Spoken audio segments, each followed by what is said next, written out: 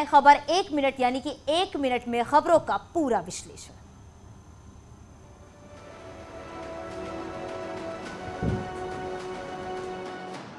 Samajwadi party कल से अभियान शुरू करेगी। एसपी अध्यक्ष अखिलेश यादव ने नाम लिखाएं 300 यूनिट बिजली फ्री पाएं शुरू करने का ऐलान एक प्रेस कॉन्फ्रेंस कर किया। उत्तर प्रदेश के आम लोगों के लिए, जिन्हें लगातार बढ़े हुए बिजली के बिल मिले, कई शिकायतें ये आई जहां पर बिल को लेकर के बहुत सारी दिक्कतें रहीं। वहीं यूपी सरकार में मंत्री मोहसिन रजा ने अखिलेश यादव के अभियान पर पलटवार किया। श्री अखिलेश यादव जी लगातार लोगों को गुमराह करने का काम कर रहे हैं, प्रदेश के लोगों को। जिस तरह से उन्होंने आज कहा कि समाजवादी पार्टी के कार्यकर्ता जाएं और जाकर रजिस्ट्रेशन फॉर्म भरवाएं बिजली के लिए, तो आप तो मुखिया रहे हैं उत्तर प्रदेश के, आपको अच्छी तरह से पता है कि सरकार बिजली प्रोवाइड करती है, पार्टी नहीं प्रोवाइड करती है। कांग्रेस छोड़कर समाजवादी पार्टी की साइकिल पर सवार इमरान मसूद पर बीजेपी ने तीखा हमला बोला। बीजेपी ने इमरान मसूद का एक वीडियो ट्वीट किया जिसमें वो मुसलमानों से एकजुट होने की अपील कर रहे हैं। बीजेपी ने तंज कसते हुए कहा कि मोदी जी को मारने का ख्वाब रखने वाले इमरान मसूद का एक और ख्वाब। इमरान मसूद को फिलहाल टिकट नहीं मिला है और अब चर्चा है कि इमरान मसूद नया ठिकाना तलाश रहे हैं, इसलिए बीजेपी अब उन पर तंज कस रही है। शहजाद पूनावाला ने भी इमरान मसूद का वीडियो ट्वीट किया और लिखा, न घर का न घाट का। तौकीर रजा का एक और विवादित बयान सामने आया है। उन्होंने कहा कि बाटला हाउस में मरने वाले आतंकी नहीं थे, उन्हें शहीद का दर्जा मिलना चाहिए था। मंच से ये बात कही थी कि कांग्रेस ये ना समझे कि उनको माफ कर दिया है, अभी मुसलमानों ने आपको पैरोल पे छोड़ा है, अगर आपका काम आगे ठीक रहेगा तो फिर आपके बारे में आगे सोचा जाएगा। लेकिन उन्होंने समझा अब हमारी सरकार बन गई। उन्होंने मुझसे कहा था कि सरकार बनने के बाद हमारा पहला फैसला होगा कि हम बटला हाउस इनकाउंटर की जांच कराएंगे। अगर बटला हाउस इनकाउंटर की जांच करा ली होती, दुनिया को पता चल जाता कि जो मारे गए वो आतंकवादी नहीं थे, उनको शहीद का दर्जा मिलना चाहिए। इससे पहले भी कई बार तौकीर रजा ने विवादित बयान दिया है। जिस दिन मेरा नौजवान मेरे कंट्रोल से बाहर आ गया, जिस दिन मेरा कंट्रोल इन नौजवानों को खत्म हो गया, मुझसे बहुत लोग कहते हैं मियां तुम तो बुज़दिल हो गए, तुम तो कुछ करना ही नहीं चाहते, लेकिन मैं कहता हूँ कि पहले मैं मरूंगा, बाद में तुम्हारा नंबर आएगा। तौकीर रजा की ओर से कांग्रेस को समर्थन दिए जाने के मसले पर सियासत हावी हो गई है। बीजेपी ने कांग्रेस पर तीखा हमला बोला है। बीजेपी ने आरोप लगाया है कि हिंदुओं के खिलाफ नफरत फैलाने वालों की होड़ लगी है। बीजेपी प्रवक्ता संबित पात्रा ने कांग्रेस पर हिंदू विरोधियों के साथ खड़े होने का आरोप लगाया है।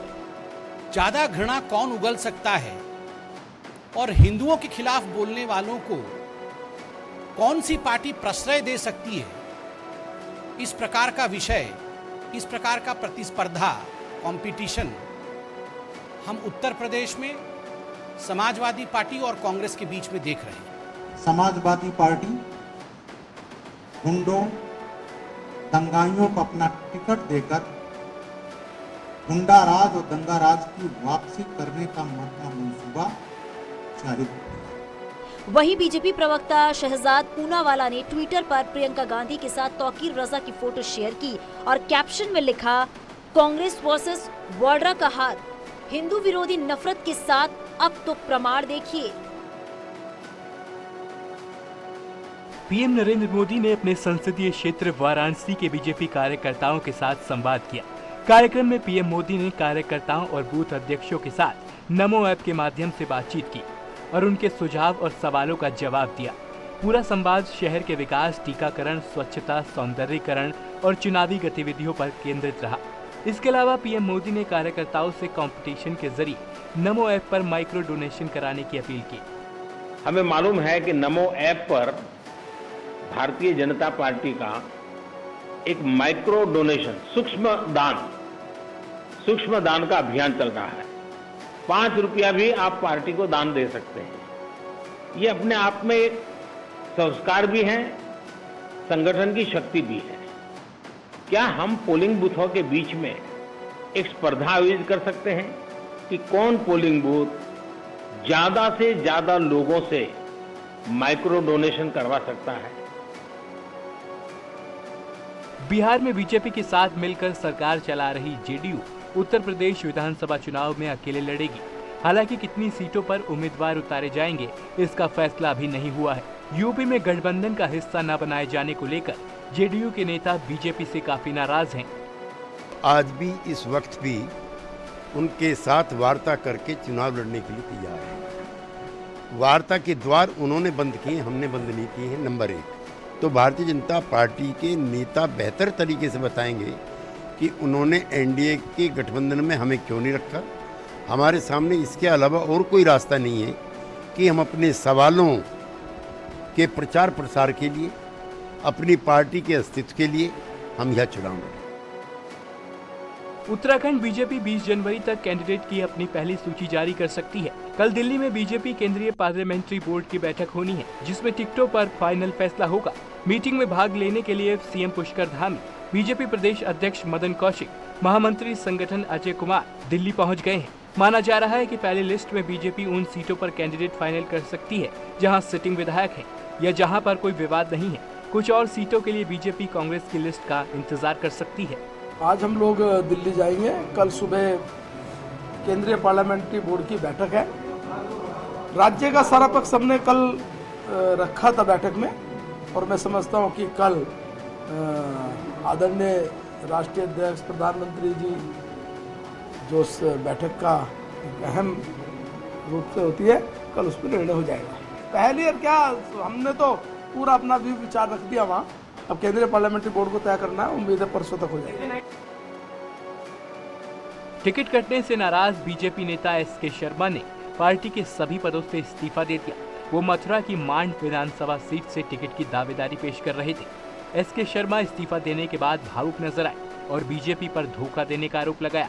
उन्होंने कहा कि जो उनके समर्थक कहेंगे आगे उसी के मुताबिक फैसला लिया जाएगा।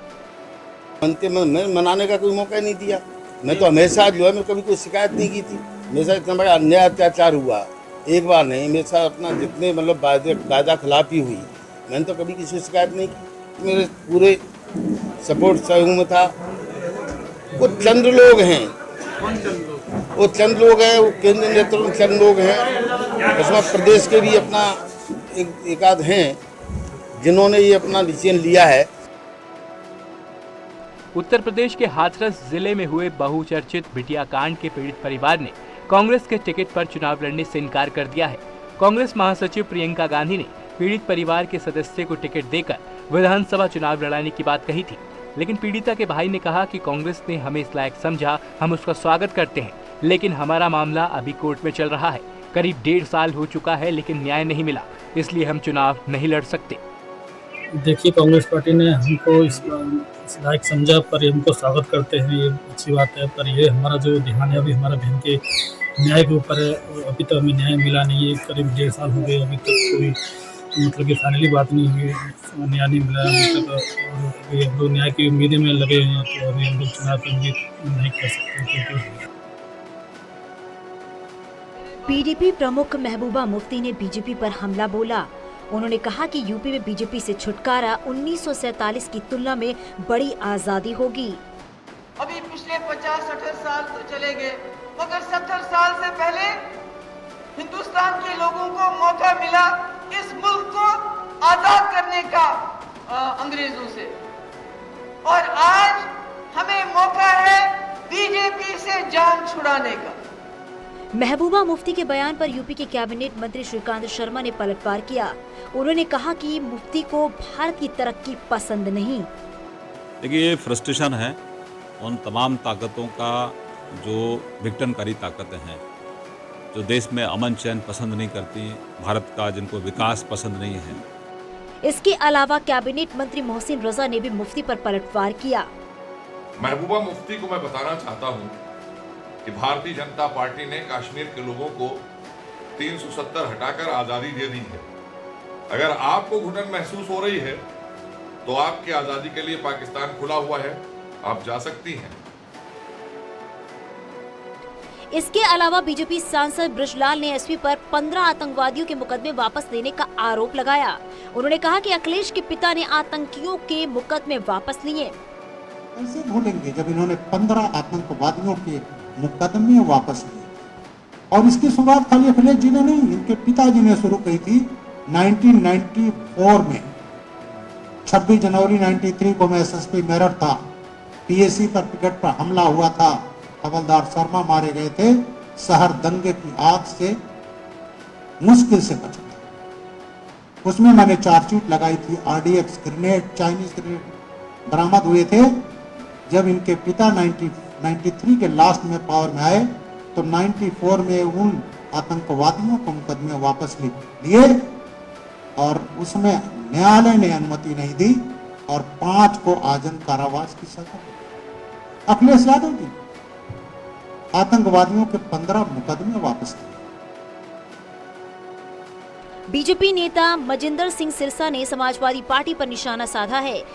मनजिंदर सिंह सिरसा का आरोप है कि समाजवादी पार्टी ने 2014 में सहारनपुर गुरुद्वारा हिंसा के मास्टरमाइंड मुहर्रम अली पप्पू को टिकट देकर नफरत फैलाने का काम किया है। मनजिंदर सिंह सिरसा ने अखिलेश यादव को चुनौती देते हुए कहा है कि अगर मुहर्रम अली का टिकट नहीं काटा गया तो सिख समाज सड़कों पर उतरेगा। हम मजबूर हो जाएंगे सड़कों पर उतरने के लिए अगर आपने मुहर्रम अली पप्पू जैसे आदमी को वहां पर खड़ा करके हमारे छाती में बिठाने की कोशिश की। हम ये कभी बर्दाश्त नहीं करेंगे। इसके अलावा सांसद बृजलाल ने कहा है कि सहारनपुर दंगों के आरोपी मास्टरमाइंड मुहर्रम अली पप्पू को पार्टी में शामिल कर समाजवादी पार्टी का क्या संदेश देना चाहती है। सहारनपुर दंगे के आरोपी मास्टरमाइंड मुहर्रम अली पप्पू को भी शामिल कर लिया है। ये वही पप्पू है जिसने सिखों के गुरुद्वारे जलाए थे, वहां दुकानें लूटी थी, दंगा हुआ था। नाहिद हसन की टिकट पर अखिलेश ने सफाई दी है। अखिलेश ने कहा है कि समाजवादी के कई लोगों के ऊपर कई झूठे मुकदमे हैं। हमारे कई नेताओं पर झूठे मुकदमे लगाए गए और इसी कड़ी में नाहिद आते हैं। समाजवादी पार्टी पे पिछले 5 साल में सबसे ज्यादा झूठे मुकदमे अगर किसी ने लगाए तो भारतीय जनता पार्टी ने लगाए और उसी कड़ी में नाहिद हसन भी आता है। इसके अलावा बीजेपी सांसद बृजलाल ने नाहिद को टिकट देने पर अखिलेश यादव पर जमकर निशाना साधा। नाहिद हसन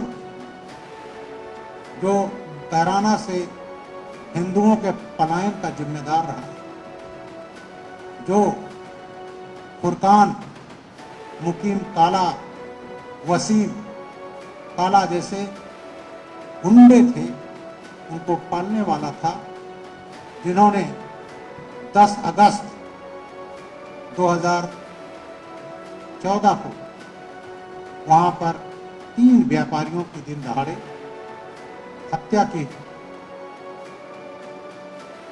कांग्रेस महासचिव प्रियंका गांधी ने मंगलवार को सोशल मीडिया के जरिए पार्टी कार्यकर्ताओं से संवाद किया। इस दौरान हस्तिनापुर सीट से कांग्रेस के उम्मीदवार अर्चना गौतम पर कीचड़ उछालने वाले मामले में प्रियंका गांधी ने पलटवार करते हुए कहा कि पीएम मोदी से ऐसे सवाल क्यों नहीं पूछे जाते, सिर्फ महिलाओं को ही क्यों शादी से जुड़ी बातों और कपड़ों के पहनावे को लेकर निशाने पर लिया जाता है। आपसे अगर कोई शादी करना चाहे तो मैं जानना चाहती हूँ कि आप नरेंद्र मोदी जी से क्यों नहीं करते ये सवाल। आप उनसे क्यों नहीं पूछते कि वो क्या पहनते हैं, कि किससे शादी करेंगे नहीं करेंगे, या आप किसी और पुरुष से क्यों नहीं पूछते। आप सिर्फ महिलाओं से ऐसे प्रश्न पूछते हैं, क्यों? मैं समझती हूँ कि एकदम गलत है, एकदम गलत है। वो महिला संघर्ष कर रही है, क्या कह रही है कि मैं सेवा करना चाहती हूँ, मैं जनता के मुद्दों को उठाना चाहती हूँ। भारतीय रेल को भले ही लेट लतीफी और दूसरी कई परेशानियों के लिए जाना जाता हो, लेकिन इस बार रेलवे ने कमाल करते हुए 23 मिनट के अंदर एक बच्चे को दूध मुहैया करवा दिया है। दरअसल लोकमान्य तिलक टर्मिनल से सुल्तानपुर जा रही LTT एक्सप्रेस के 3AC3 कोच में सफर कर रही एक महिला ने 8 महीने के बच्चे के लिए दूध मांगने के लिए रेल मंत्री को ट्वीट किया था। ट्वीट होने के 23 मिनट बाद ही कानपुर सेंट्रल पर बच्चे को रेल प्रशासन ने दूध उपलब्ध कराया। महिला ने फोन पर रेलवे अफसरों का आभार भी जताया।